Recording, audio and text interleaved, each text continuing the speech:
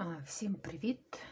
Лежала в мене пару мотків такої рожевої нитки, і було мені цікаво, чи зможу я адаптувати схему ось такого медведика. На нього туторіал є, додам вниз, під медведя з історії іграшок. Прикольний такий персонаж, він мені сподобався. Ну, як ви бачите, мені це, я вважаю, що вдалося. Що я поміняла? Я поміняла мордочку, вона стала більше, змінила вушка, додала рожевий ряд ще один. Ну і, звісно, повністю оформлення мордочки довелося поміняти, бо вона в нього дуже-дуже характерна. Це все фетр, оченята теж фетр з бусинами. Ось так. Один той самий варіант в'язання, але зовсім різні виходять персонажі. У мене було всього 2 мотка такої нитки, і от за 2 мотка я змогла зробити ось це. Маленький круглий кошик, зберігання дрібничок різноманітних, ось такий овальний, теж маленький кошик. Він, як з'ясувалося, дуже добре. Кірі, дай мені, тут є штучка, яка мені потрібна. Ага. Як з'ясувалося, дуже підходить під візитки.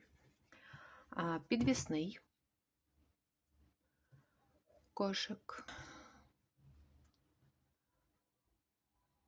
Гачки, олівці. Щось таке, що треба поставити. І мені навіть вистачило на ось таку сумочку для телефона. Саме на такого медведика сумочки нема, але є на зробленого в комплект до цього медведика. Ось такого. І тут вушка, до речі, трошки інше. Тут другий ряд це стовпчик з накидом, а тут звичайний стовпчик. От так настільки різні вони, в принципі, виходять, хоча зроблені по одному тому самому принципу. Закривається на гудзик. Гудзик потрібно, бажано, щоб він був з ніжкою, тоді буде краще триматися. Так. Ось таким чином. Ручка зроблена середньої довжини. Я робила в туторіалі про медведика сумку. Додам в опис, там я показую, як робити таку ручку. Вона доволі міцна і виглядає доволі симпатично і тримає гарну форму. Навіть після прання вона буде така, як треба. Мордочка зроблена окремо приклеєна, нос вирізаний з фетра окремо теж приклеєна. Це в нас вишита, це нитка. Брівки теж фетр. Можна використовувати замість коричневого такий темно-фіолетовий колір, бо в оригіналі взагалі медведик іде з фіолетовим носиком, але такого фетру в мене не було, тому коричневий. Мені здається, що впізнаваний, що можна впізнати, що це за персонаж. Ну і для дитячої кімнати такі яскраві, можливо, особливо якщо дитина любить цей мультик, то такі яскраві будуть більш цікаві, ніж звичайні в такому натуральному стилі.